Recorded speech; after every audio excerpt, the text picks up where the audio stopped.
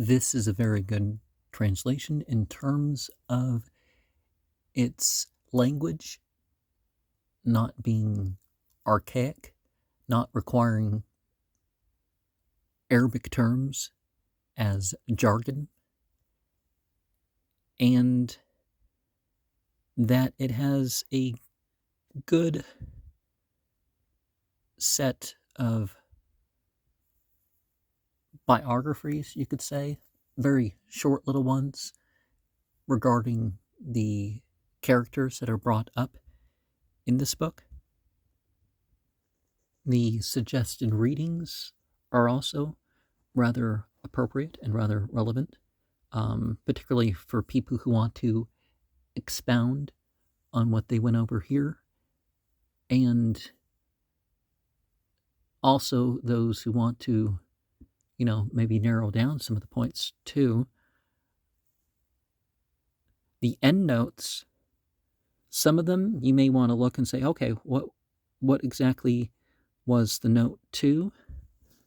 But the endnotes also aren't like in most books like this, and it's like put into a code where you have to like memorize the code to understand it. The endnotes you can read by themselves, and it is very understandable as is as well.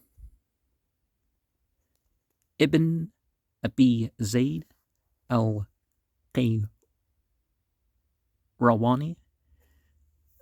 lived between 310 and 386 al-Hijra, and when he was 17, he wrote this book as a way to summarize the faith. It has a biography of Prophet Muhammad. In a way, it focuses on the Maliki point of view. It was written during the Qayrawani dynasty of the Fatimid Empire.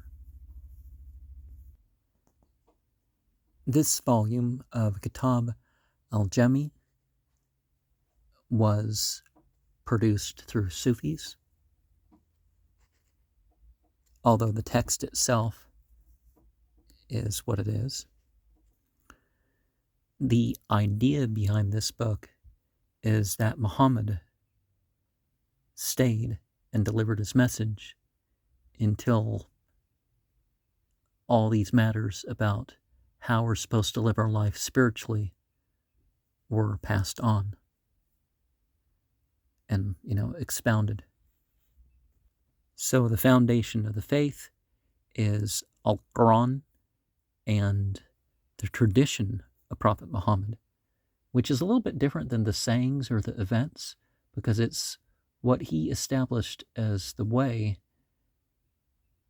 is a little bit stronger of a way of saying the inspiration to couple with the revelation. Bid'ah is rendered as doing something that is seen as new via the religion. Now, if the principles and consciousness are there, why can't we do something new? So, it sounds on to the English ear. It's not saying you can't address technology or whatever. It's just that the principles of the faith are already laid down. Sure, people say things in new words. That's not bid'ah, You don't want to be of those who make a point of separating themselves, of being part of a sect. You don't want to be of those playing games with the idea of destiny, or those saying it's of my the seminary that I'm part of or whatever. And you certainly don't want to be part of the rejectors, the exaggerators either. The divine qualities, well, they're not created. There are created things in this world by which we know those qualities, but that doesn't mean that, those qualities are it, right? And of course, people are going to use this to say that every scripture was not created, and it's like, no, that's not what it was saying, because it was the word of God and the quality of the speech of God.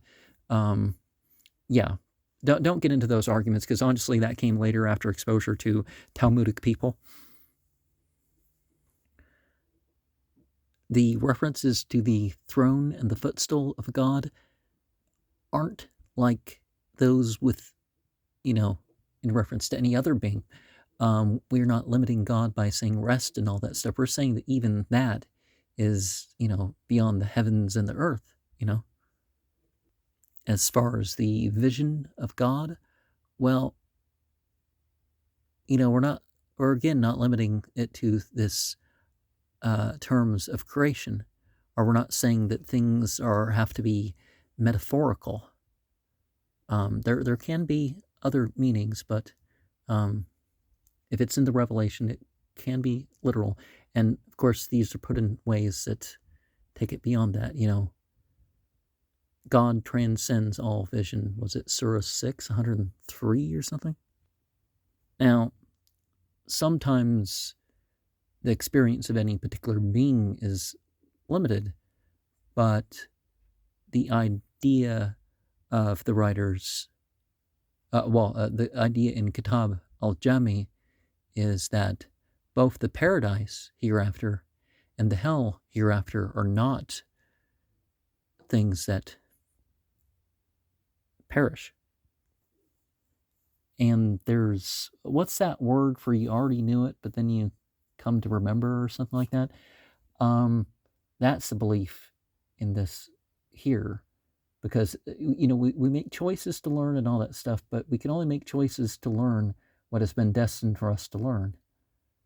And of course, we're responsible for the results of what happens with our choices. So if we choose not to learn, well, we were only destined to learn that much.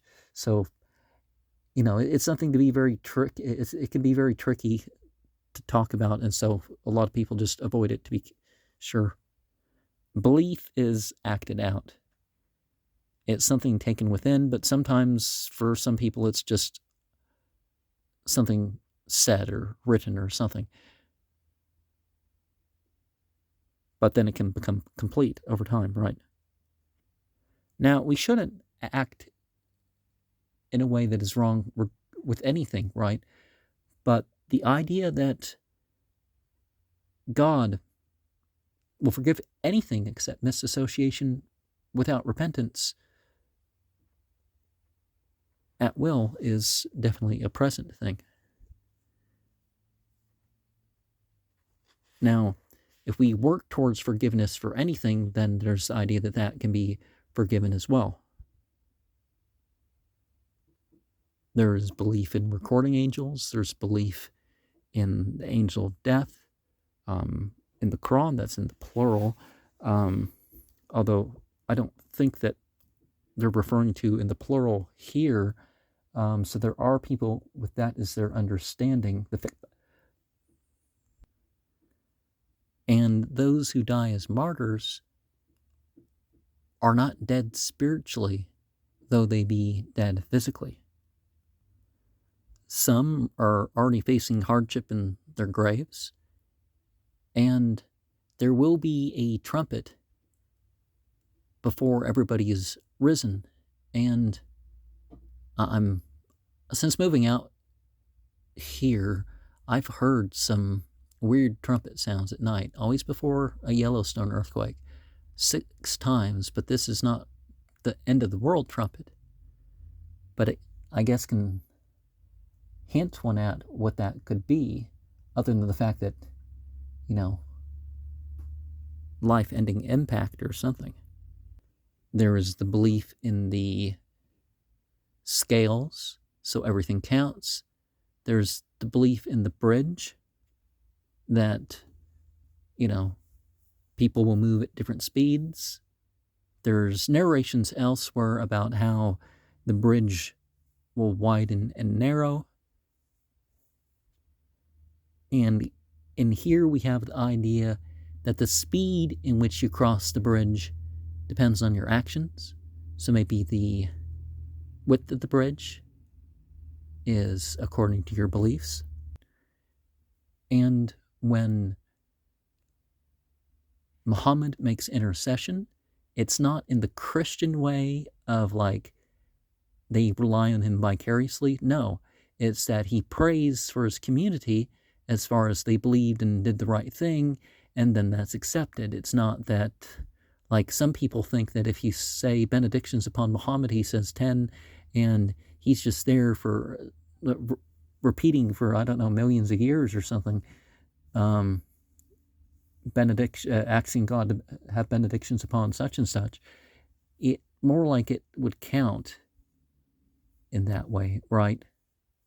It doesn't have to be this back and forth. Okay, say this many benedictions for this person, this for that person, and more or less, wouldn't every other prophet, like the Abrahamic covenant in Islam isn't a genetic or national covenant.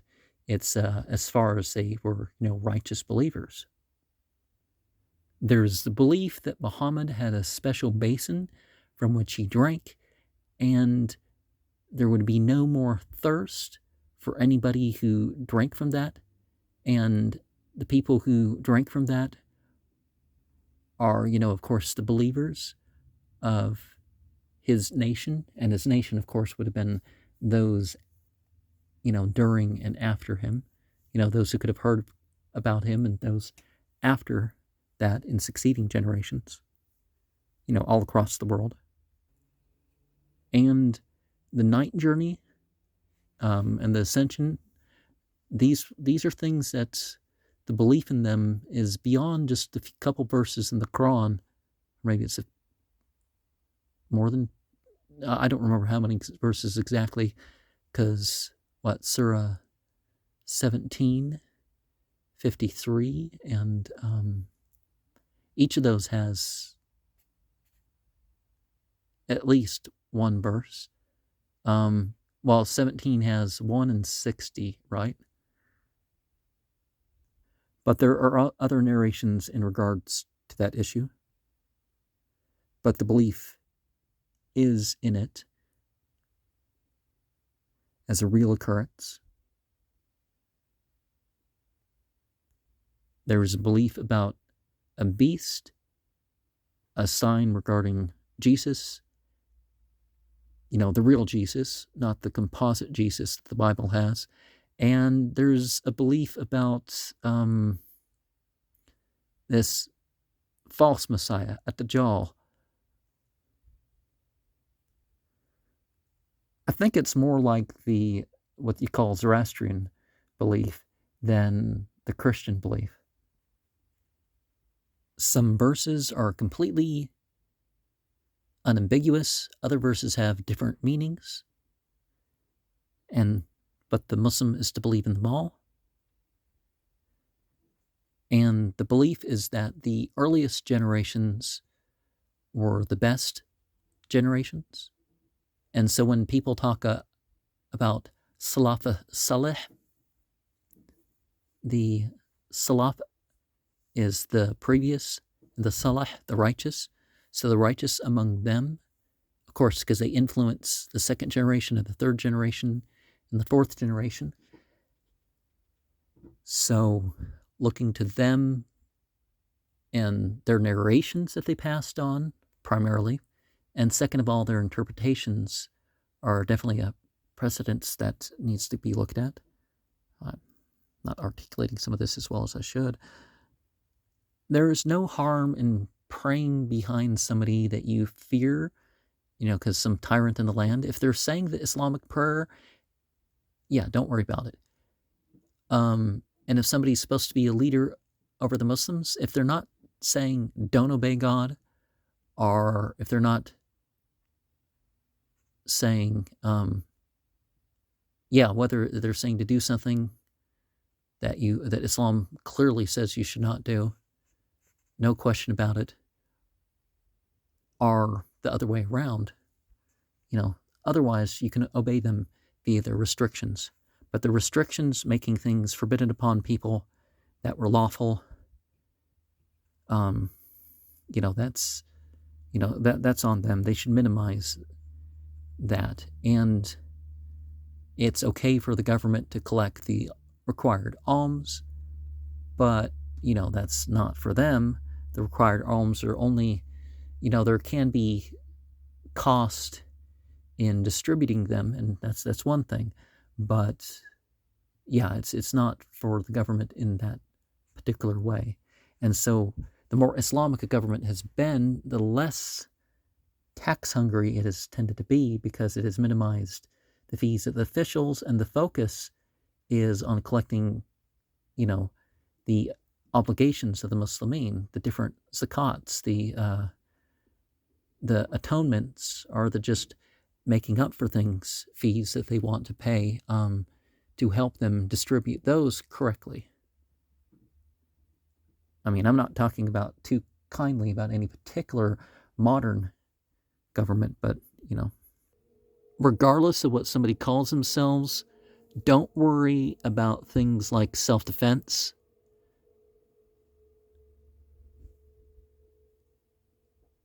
And don't worry about enforcing, criminal penalties, or going after the criminals to bring them before the authorities in regards to theft and, stuff like that. This book says that if you find one of the early generation that had this such and such opinion, you're not supposed to contradict it with your reason or your own personal taste. Now, if you say if you leave it to them, they made their decision, but I have to make mine by being direct, that's one thing. I just don't see this idea that you can't reason out that maybe something was wrong. Now, there is different directions of reasoning, right? Because some people say, why do we do this versus this? And it's like, well, again, that's more personal taste rather than something ethically or objectively in opposition to it. And the way of the believers. So sometimes when people say Sunnah, they mean what they presume to be the way of the believers. Now that's sort of self-justifying, right? Like a third source of Islamic law. But again, some of these aren't universal. There's obviously going to be different opinions of what to do. Some of it's different material culture, some of it's different psychological. And there are plenty of narrations that indicate that Muhammad gave specific emphasis on the merit of those who revive aspects of his teaching, that bring out aspects of his teaching. So the idea of not ruling based on what it said that Muhammad said because somebody can't find a tradition of people practicing it, or, very specifically in Medina, because the Maliki thought is being focused on in this book. I don't see that as required part of the way.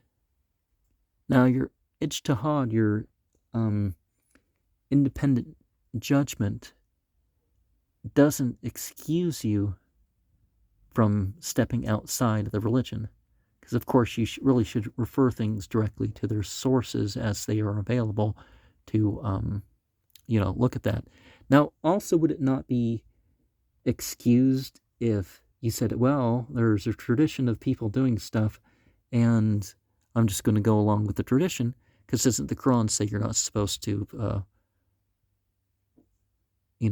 follow in that just clinging to something because it's a tradition? Because, who's hadith, who's sunnah? Ask that question sometimes, because that's, word. And then people forget that maybe they don't mean it as jargon. With the idea of free will, Islam is balanced. We have a limited free will. God will stop people from doing stuff that they intend to do. Or put a barrier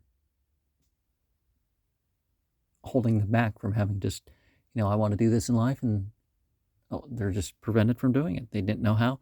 They were going to end up being prevented. And our state of belief and disbelief varies. And, that's normal. That's okay. We should just focus on bringing out the good and truth as much as possible, and just keep on going on that. Don't, let one failing drag you all the way down. And if somebody just has their own opinion, don't go chasing after, their mere own opinion. There is opening dialogue to share the faith, both to people that would claim to be Muslim and those who wouldn't claim to be. But yeah, it's like the idea of the 72 sects. Well, you can know what they are, but why are you detailing out the ways that they have separated from, trying to be upon just whatever? And sometimes, people, they don't know, so they call themselves whatever. Maliki was of the opinion that Muhammad started to learn the Quran 10 years in Mecca and then 10 years in Medina. Others are of the opinion that he died at 63 years old and it started when he was 40. It's said that the prayers, the obligatory prayers in its forms was completely learned during the night ascent. The one from Mecca to Jerusalem. But all the rules were finally laid down in Medina. The Hajj was obligatory on Muhammad in the 10th year.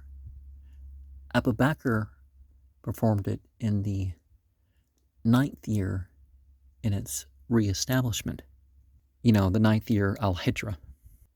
2 months before Badr is when the direction for the prayer was changed to Mecca.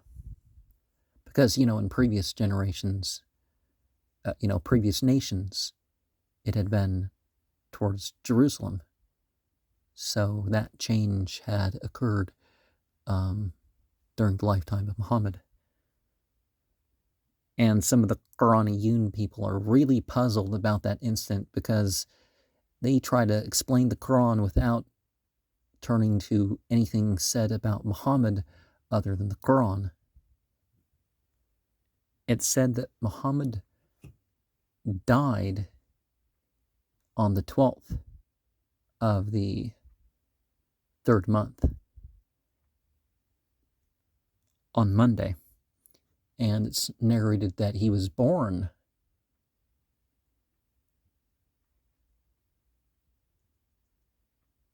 during the day after 12 nights had passed.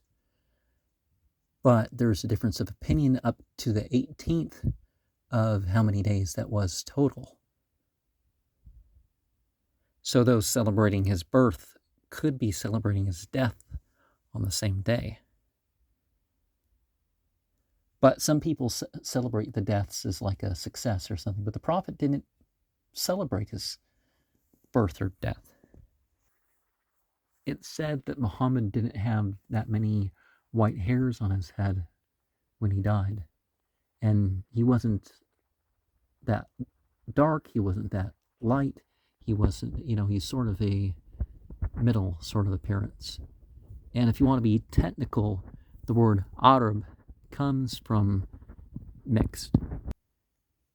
Muhammad had 4 daughters. He did not have any surviving sons. There's a difference of opinion how many sons those were, whether that was 3 or 4. His sons didn't live to see the resurrection of Islam, as one would say it. Because Islam, of course, in the Muslim belief, is not of a new religion. It's agreed upon that Muhammad had 9 wives at one time. Before that, he had 1 wife, and there's talk of him having a couple other wives. Mary and Rayhana.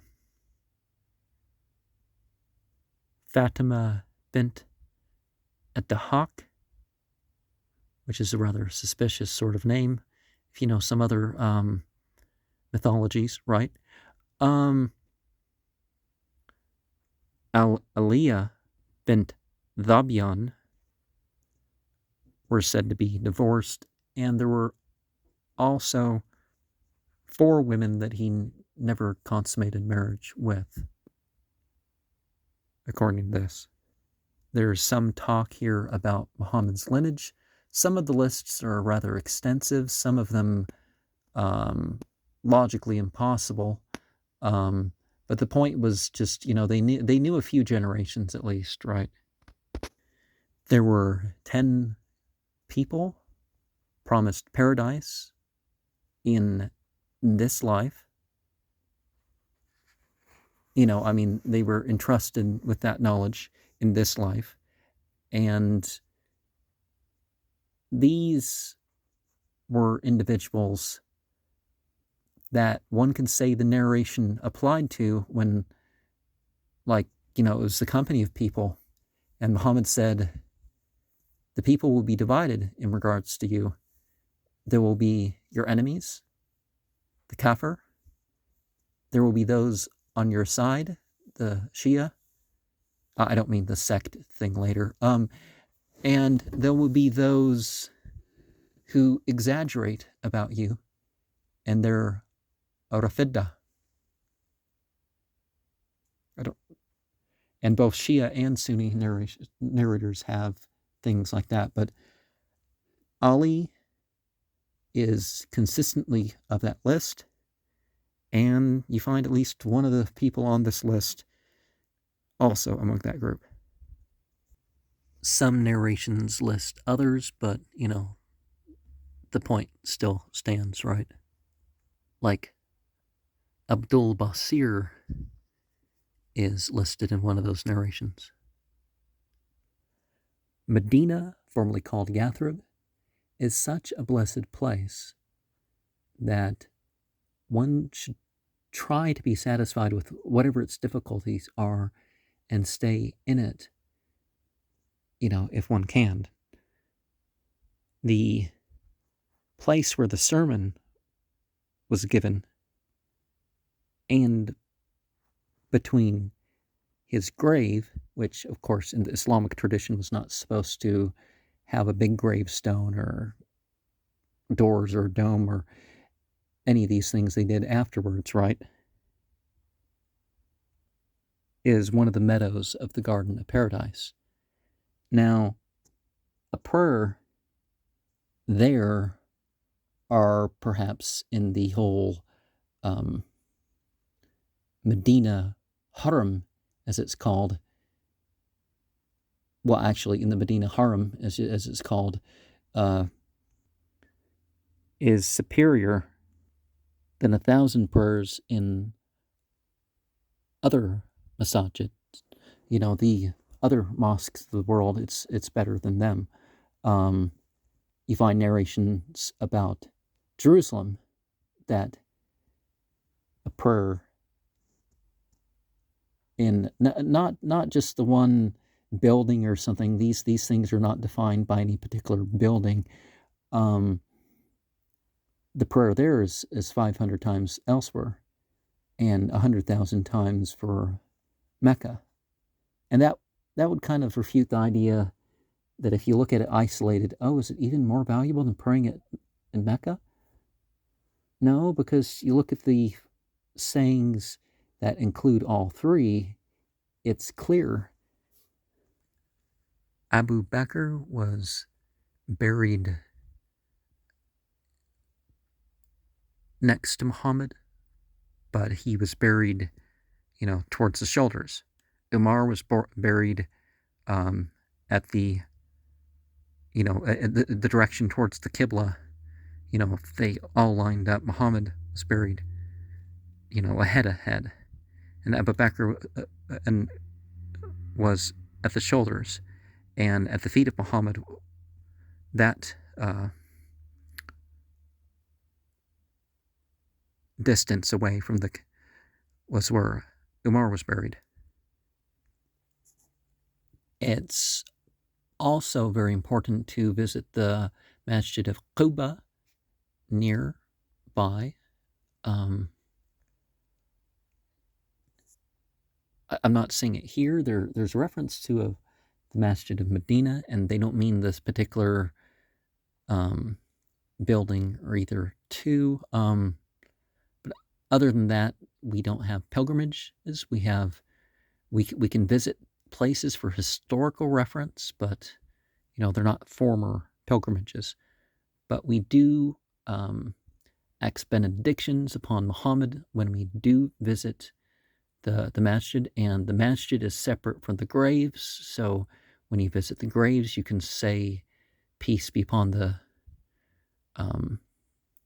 believing inhabitants." I don't remember the exact supplication at the point, but this book is good in respect that it leaves the Arabic in for a series of, multiple series of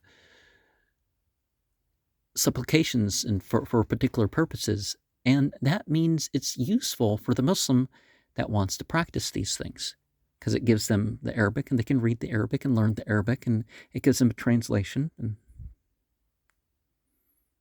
the two stony tracks of Medina are the sacred territory of Medina.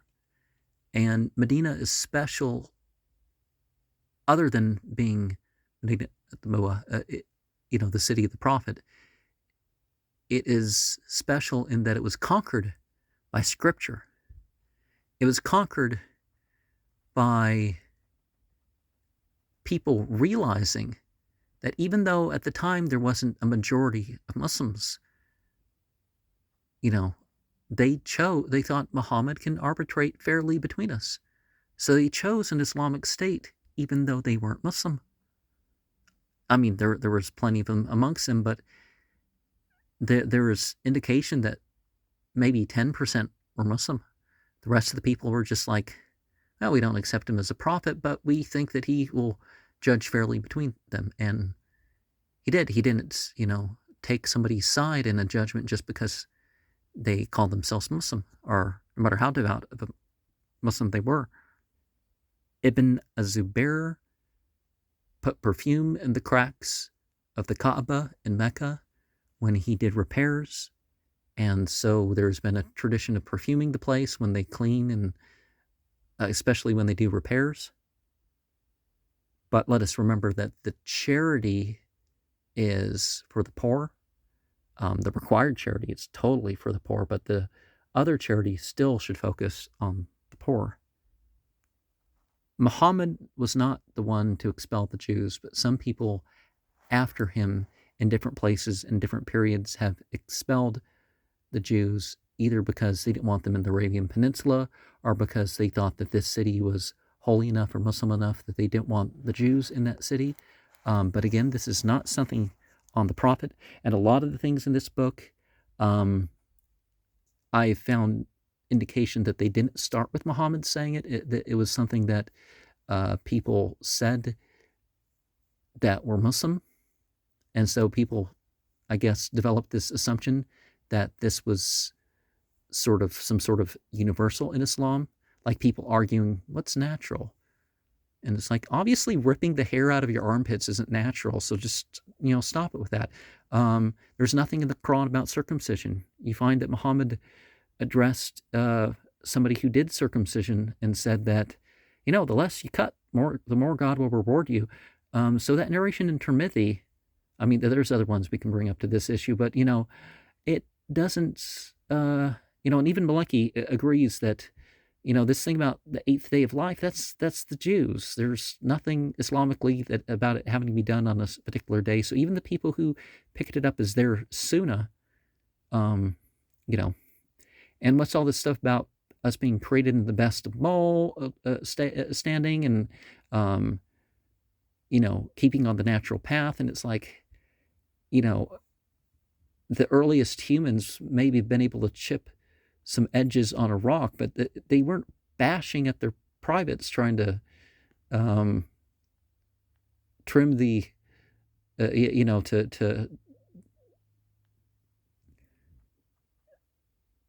make the clitoral hood and the foreskin skinnier. That just doesn't make any sense. It's something that came much later. And how could it be natural if it's something where you're going against your nature to remove something.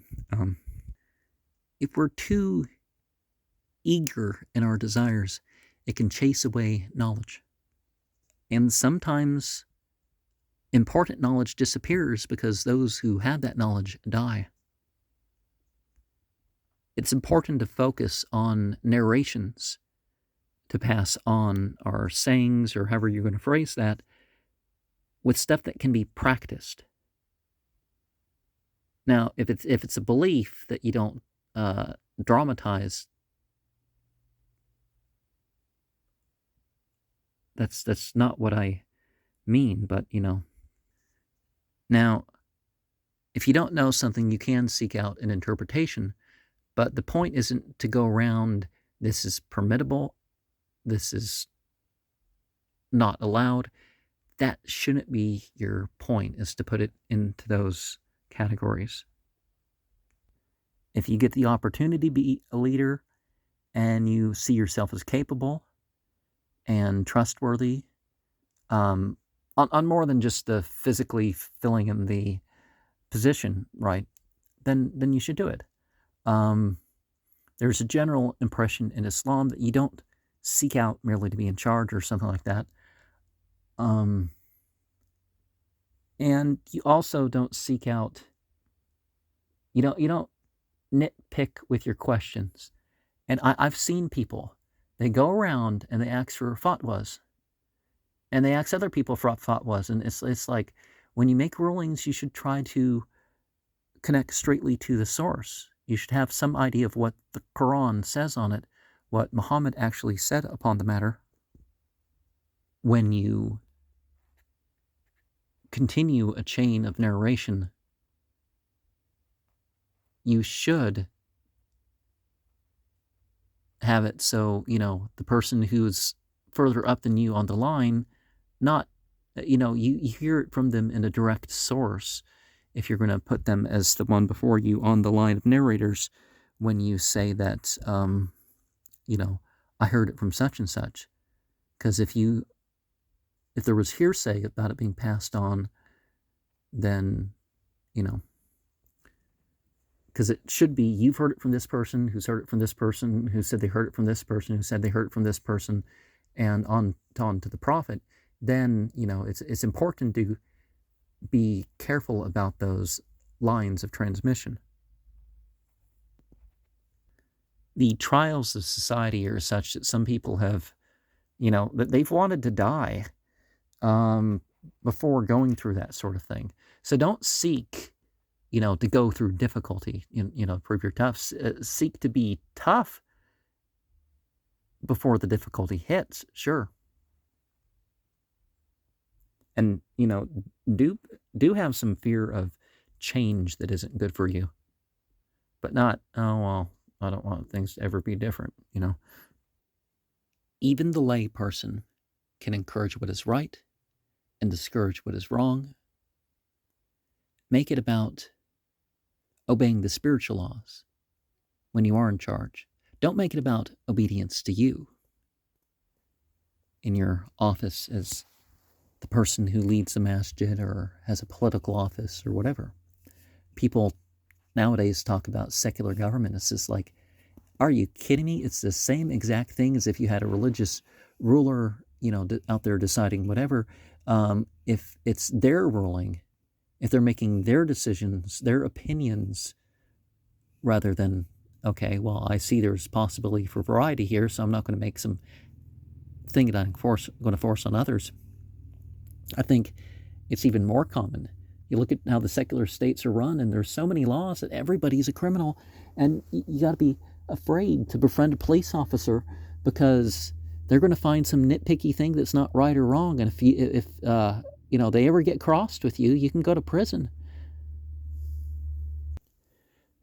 Now, to ultimately absolve is up to God.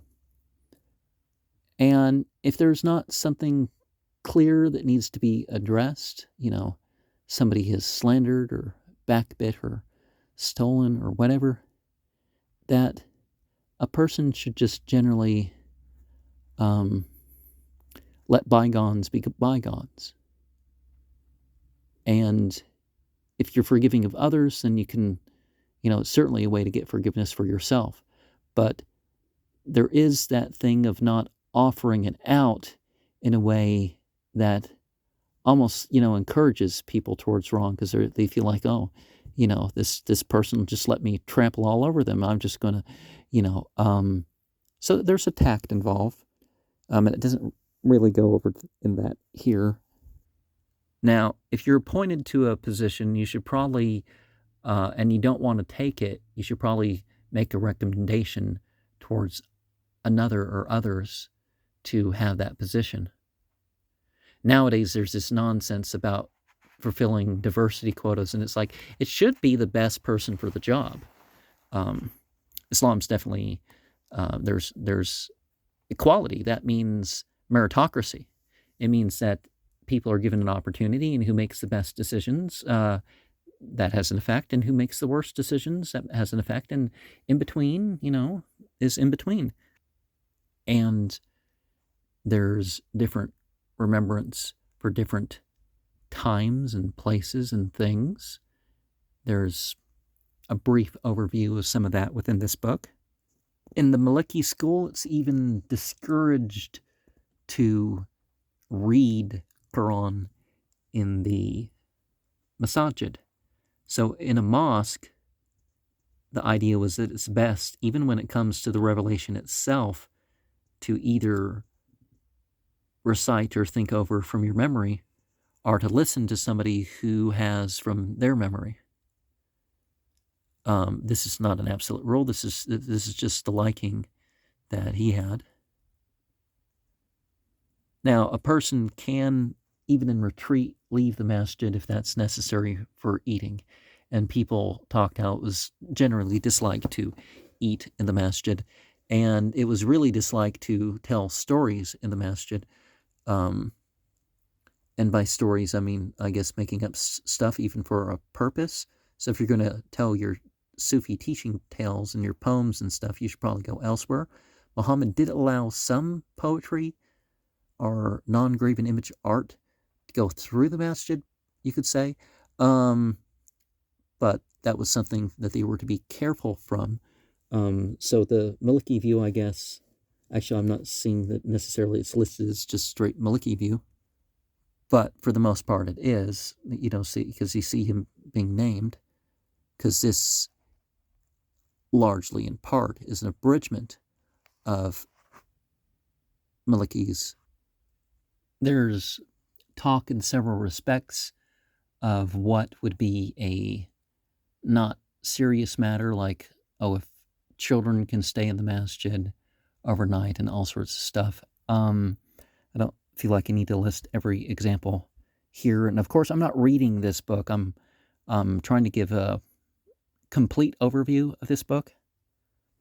The order of Al-Quran is not the same as the order of revelation. That's agreed upon. A lot of people did not like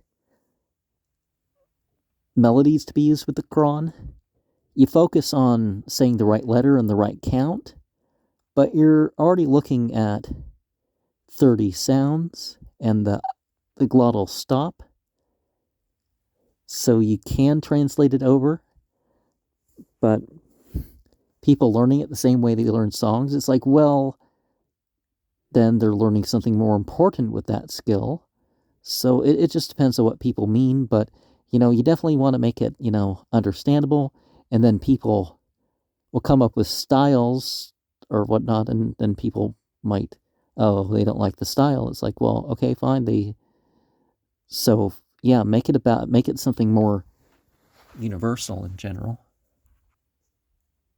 And if you can make the Quran your leader, then do it. You focus on developing a good character, and that is in having a good character towards, others. Some people, they need to focus on their intention the most. Some people need to focus on sacrifice the most. Some things, vary in that regard. we should definitely focus in terms of our provision in providing for our own needs. And then outside of that, we focus on okay, what are charitable obligations? What would be good outside of that? As said previously, one of the most important things is to not associate any in divinity with God. You don't show off. You make such a habit of prostrating that your forehead and stuff can look different throughout your life. But then, let's be real, you're going to get all wrinkly and stuff anyways. But if you get up and down that can keep you going and keep you from arthritis and stuff like this, you might actually have less overall. But people talk about it. It's the Muslim mark. Focus on action. If you have different aspects of your personality, don't do it like a trickster that you're, friendly to opposing sides for the sake of being duplicitous. You can be friendly to multiple people in terms of peacemaking. It's like, well, what's going on? What's the conflict between you and that? And it's like, well, you can't necessarily just go out there like that. But yeah, you know how two-faced is considered to be like a bad thing. Don't jump to bad conclusions about people. You may want to step back and look at, maybe they mean something different by it. Maybe I should ask them about that. See, that's the questioning. It's the questioning to alleviate bad judgments. And it's good that when one does business, that a person not only focuses on only doing what's lawful, but they focus on how, that people are more aware of their purchases. But when you're going to give in any way, focus first on those to whom you are responsible for. And that goes with good treatment too. Don't be this great, kind philanthropist and all this sort of stuff, and then to your family, The family of Muhammad was not to take the obligatory alms.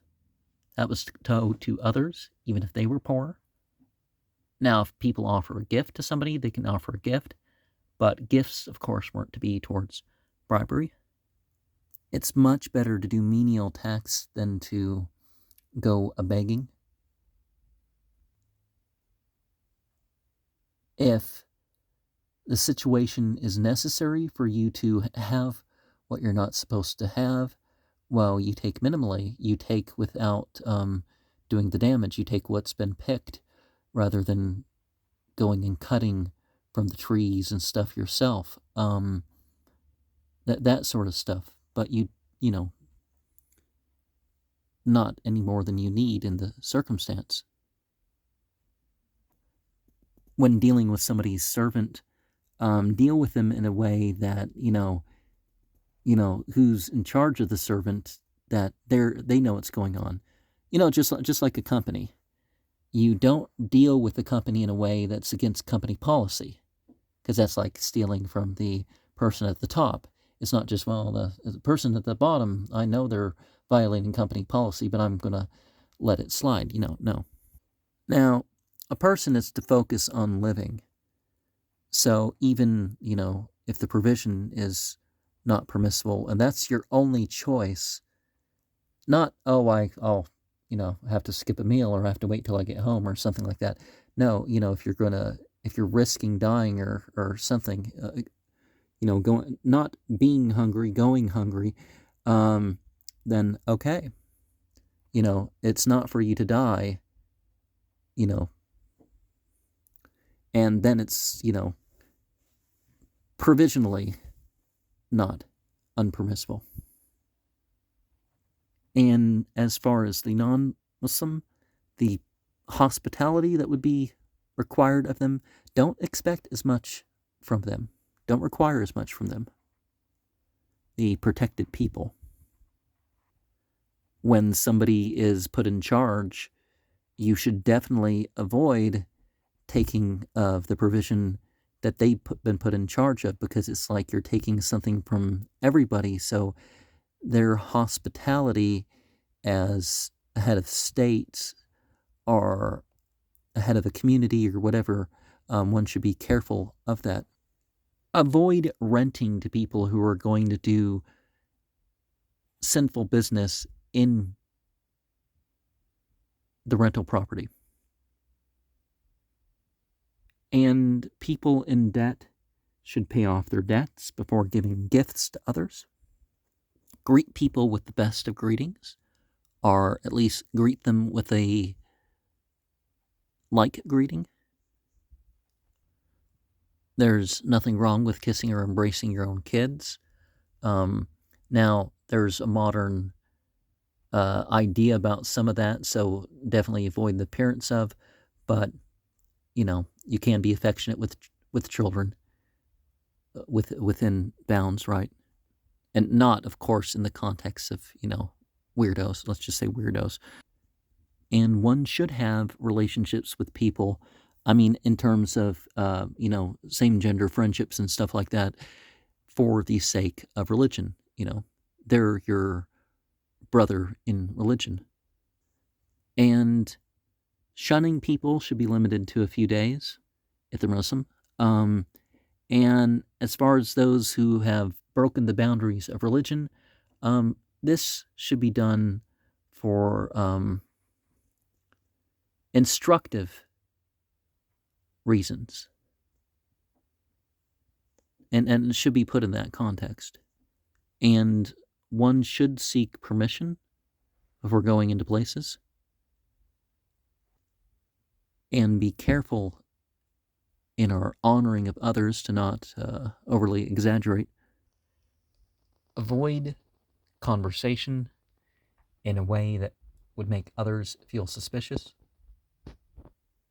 Wait to offer blessings upon a person until they themselves have praised God.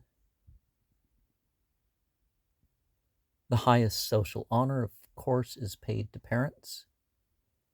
And when you leave a gathering, if you go and return quickly, then maybe you can get your place back. But if it's been a while and people have taken your place, don't expect them to move for you to get back in your spot. As much as we have technology and all that, let's focus on living a natural life. Technology doesn't have to be against nature. When we attend the Friday prayer or the holiday prayer, it's not like to turn it into like this day of rest like the Christians and the Jews have. We don't really have a day where we don't do anything, unless per se we have like a condition or something. I definitely know people that they work one day and they don't work on stuff the other day, and so they can maintain themselves better. But as far as Friday being a day that people take off, there aren't any particular times for trimming the fingernails or the hair. It's more of a case-to-case basis on how long it is or the person. There's no requirement for shaving, unless you're talking about, like on the pilgrimage. One should not alter your white or gray hairs in order to hide your age or pluck them out. But other than that, dyeing on the hand and hair with henna and whatnot is permissible. In public baths, it's important to maintain your modesty, and that goes for swimming places and whatnot as well. The using of the darkening around the eyes, well, be careful what you're using, right? Know whether there's lead or whatever in it, but otherwise, men and women would definitely do that because it would protect their eyesight or ease things for their eyes in those tropical areas. When the verses about the full modesty were revealed, people built shades so people can see in their homes. They stayed up sewing so that they would cover under their chin and over their head and stuff like this. The women in particular, men, if they could get themselves longer shorts or something, that this was something that people did immediately. They didn't lollygolly, whatever the word.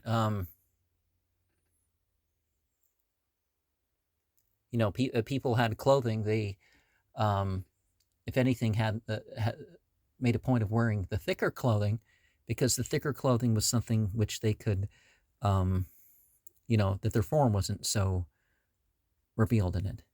Now, people can have clothing that flaps all about and whatnot. That's not what's being talked about. There are lesser degrees of modesty required when it comes to servants and one's own family. Of course, when it comes to one's spouse, fully uncovered, there's nothing wrong with doing that, nothing wrong with looking and all that other stuff, because they were the ones that you're supposed to look at. There's nothing wrong with a woman going back and forth to supply her needs at any time. It's preferred to, let it know, they're going out and that sort of stuff and this sort of stuff, because certainly modern society, particularly in my country, yeah, if a man can go along with the woman for her protection, that really should probably be something that he does. But it's not liked for the longer journeys. If she's going to be gone a couple days or something like that, that she's not part of some women's group doing pilgrimage or has some other things where she's just not traveling alone. I mean, again, what's absolutely necessary is what's absolutely necessary, but, skins and other animal products, if they've been chemically treated and all that, they're generally okay. But if you don't know if it's from a permissibly slaughtered source, then it's generally not like to take part in it. Men shouldn't drag their clothes or wear silk or gold. Are certain yellow and red and purple dyes.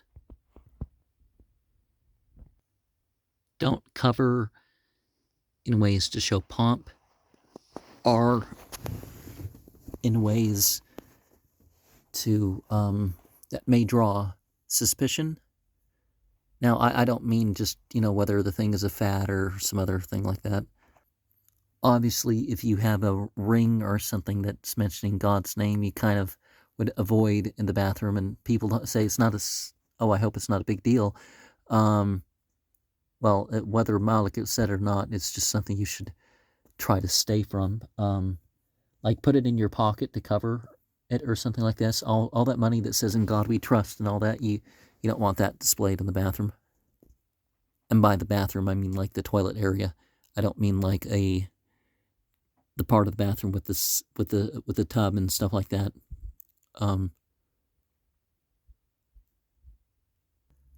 Malik thought that graven images were a more serious matter when they were given a three-dimensional sort of thing. But it was generally liked to get rid of or efface the graven images on the floor that you're in charge of or the clothes that you're in charge of, or that sort of thing, that you just don't take part in that. And honestly, the people will stop making it or make a different variation if people follow those rules. Because the graven image thing is a lot more serious in Christianity than it is in Islam. But a lot of people turn to Islam because of what they were because what the Muslimin are upon. if you need to do something for medicine, then per se there's no fault if you don't have the other option. But like, for example, apple cider vinegar instead of hard cider has all the benefits. Sometimes just the apple juice will have the benefits that you need. You don't need to turn to anything alcoholic, for example. If you take medicine, you should know what is in it. Pieces of art that remind you of religious formulas and that sort of thing are okay, but don't take it as a charm. Don't take it as an amulet. These things aren't putting off whatever. These things aren't protecting you. A talisman, you could say that completes a ritual, but you don't make it like, you don't do it with the knots. You don't follow the Yazidi patterns of black, blue, white, and yellow.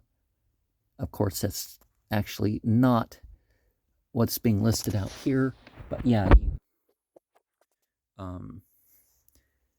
it's like people using symbols. You be careful with the symbols that you use. Cauterizations and surgical removals or cuts or that sort of thing. If it's necessary, it's necessary. If it's out of some sort of magical association, that's probably not the thing to do, right? So sometimes an animal in the other gender in one's home, there is ill fortune, but let's not seek omens, Oh, the ceiling's creaking. Well, that's not quite the same thing as some other stuff. There isn't unlucky times of the year. Like some people, the point of they've looked at the history and tried to change the Islamic calendar because of bad things that happened during a particular month. Muhammad even knew what was going to happen in year 61. There are narrations that indicate that he knew the nature of what was going to happen that year, and he didn't say that, he didn't change the calendar accordingly. As far as spirit possession, just, the call to prayer, recite some Quran, keep that remembrance going. It's not, like some of the Christians say that it's, the spirit is forcing you to do something, it's like people's free will isn't overridden. Okay, yeah, I know I talked about that phrase earlier, but, I mean, their choices upon their abilities remain. As far as astrology, astronomy, we can say stuff up, astrology is saying stuff about the stars. We can use astronomy to, predict the cycles of where the stars and all that are going to be. But when we come up with stuff that's not the same thing as the effects of an eclipse, I mean, the physical effects of the eclipse and stuff like this, we say, oh, this is auspicious or inauspicious, this person was born under these signs and all this other stuff. This is not the type of astrology that we should get into, that we treat, rather than God being in charge of the laws of nature, we say that this rain or this whatever happened because of this star or this star, and it's like, if enough people get together and decide, oh, Mercury retrograde's going to get me, or whatever, you can have societal catastrophe because of enough people grouping together with their beliefs. But these things in themselves don't do that. So let's just drop out of that, because honestly, a lot of the people that are trying to sell that are people that want people to get worried, so they have power, and people feel like, well, there's something I could do a little bit about it because this person has told me. Yeah. Don't go to the places where a plague is broken out. Don't go from them. If somebody has something wrong with them, don't make a point of looking at them, because honestly, people feel bad, even if it's just, they limp about it. But if people think they're being looked at for that reason, yeah, don't do that to people. Dogs or work animals, one shouldn't have them unbarriered in the same home. don't decorate animals with sinew. There's a disapproval of using the bells around animals, but that disapproval was particularly, you're supposed to stifle the bells by a massage. Don't brand animals on the face. And, don't brand people for tattooing and tattoo and stuff like that too. Don't make a point of killing pests with fire. Well, obviously at some point somebody's going to burn down their house if that's a rule or something, or going to set the field aflames and it's going to spread to houses, or someone's going to get caught in the fire. And yeah, avoid cornering snakes and stuff like that. But if you're out and about and something's after you, or presents itself as a danger, yeah, nothing wrong with that. In Masjid Ramadi, as I call it, there was a snake at one point during its cleanup and whatnot process. It moved something about while things were being taken out and cleared out of the place. It moved like a stuffed animal or something that somebody had in there. Before it was what it is, of course. In general, animals shouldn't be castrated, and there shouldn't be an excess of spurs and whips and stuff. One should avoid using that in the animals you ride. It's preferred to focus on the Quranic and what Muhammad said in one's supplications and spiritual formulas that one uses, to base your practices and stuff on that. Outside of that, you can certainly supplicate in your own words at times. And if somebody uses bad language and stuff, don't compete with them. Like these people, they're dissing and they're roasting, and yeah. It's said that Yusuf, Prophet Yusuf, was between 3 and 9 when he was put into the prison. Even if one doesn't know the Quran, you should probably not take the Quran into an area where there's a significant chance it's going to be taken from you and defaced and stuff like that. This might even include bad neighborhoods. Try to leave that stuff at home. And religious obligations are, of course, an exception in terms of stuff like, women traveling. But again, there should be, don't focus on genealogies. Have as much knowledge of the subject in which for you to throw a little context and converse. But, I was raised in a faith where they were really big on genealogies. Good dreams and visions do exist. When you interpret dreams, interpret it in a good way for others. If one has a bad dream, dismiss it. Don't pass on the events of Satan. If you have like a weird dream, it's like probably just from yourself. Don't worry about it. Well, it's slightly more complex than that, but we're not supposed to play games of chance and stuff like that. But avoid mere entertainment. Be careful of poetry and other art forms, because some of it does include a spirit sort of magic. A lot of this stuff in this world is put forward in some sort of secular context, but it's like, oh, not for those in charge. The intentions of those people in charge. Yeah, I've looked into some of these symbols and stuff like this that they use. Even musical patterns have like some tradition of meaning and stuff attached to them. You just wouldn't think if you didn't know. Then we have an abbreviated history of some of the events, some of the expeditions, how they dealt with, they encountered false prophets. some of what happened after Islam, and it's agreed that there were rightly guided leaders, and then some stuff happened after that.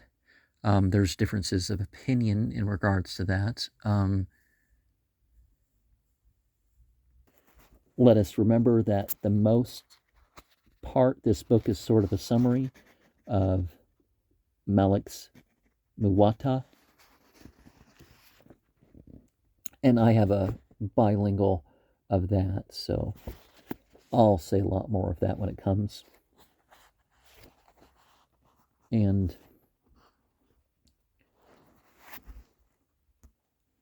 you know, some of the stuff we see is that just like in Surah 9, there are signs.